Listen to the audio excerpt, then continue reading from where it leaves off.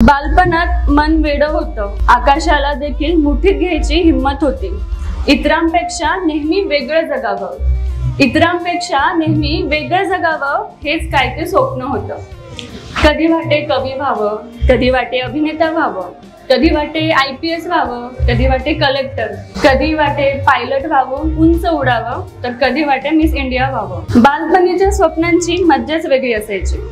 तर असं करत करत डॉक्टर झाली आहे. हो, मी डॉक्टर झाली आहे आणि मग होमिओपॅथिक डॉक्टर.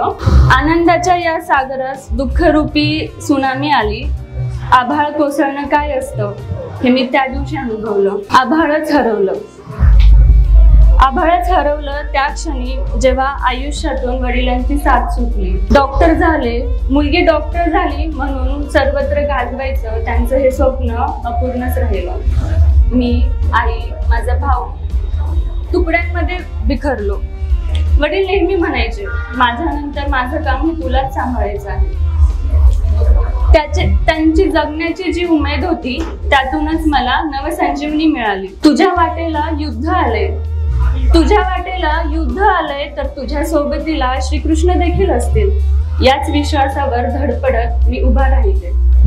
ज्यांच्या प्रेमाच्या सोबतीची वचने होती, हात सोडला या वादळानंतरही सगळं काही संपल्यासारखं वाटलं. माझ्यातली मीच हरवून गेली. खरं तर अशांचं जाणंही खूप आवश्यक असतं. एकटे चालत असणाऱ्या वाटेवर माणूस सुखाने स्वतःसोबत चालतो. आता सांसारिक नात्यांच्या मोहजाळ्यात गुंतण्याचा धसका मनात थोडा खळबळतोय. स्वतःला परत शोधावं म्हटलं तर अडगळीतून शोधून काढली शाळेतील माझ्या कवितेंची डायरी. स्वतःच्या अस्तित्वाचा गंध घेऊन दरवळणारी वाऱ्याची झुळुकती मनाच्या दारात उभा राहिली. स्वप्नांच्या त्या कोमेजलेल्या कळ्या लखलखत पुन्हा फुलू लागल्या.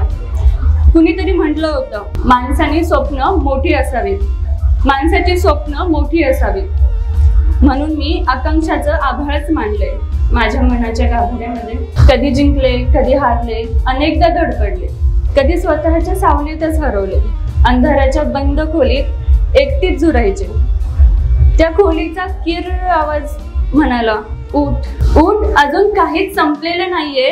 अरे तू सखी ना त्या माधवाची, तर कसली आली आहे भीती हारण्याची. आणि मी पुन्हा नव्याने बहरले. कारण हे माझं आयुष्य आहे. मी ठरवलंय हे माझं आयुष्य आहे आणि याची नायिका मीच. आता स्वतःच्या छायेत उभा आहे. आयुष्याला नव्या स्वप्नांनी सजवत आहे. खरं तर स्वप्नांच्या पलीकडे एक सुंदर जग आहे, आपण स्वतः घडवलेलं. आजही चालतीये स्वप्नांच्या पलीकडे, हार जीत खांद्यावर घेत. माझा हा प्रवास स्वप्नांच्या पलीकडचा, जिथे फक्त जिद्द असते, स्वतःवर प्रेम असतं. आणि मी खरंच मी असते. स्वप्नांच्या पलीकडे जाण्यासाठी एकच कानमंत्र असतो. कानमंत्र एक सगळ्यांना ओपनली कसं सांगू? स्वतःवर प्रेम करा, स्वतःचे स्वप्न जगा.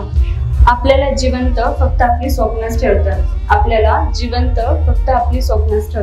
थँक्यू.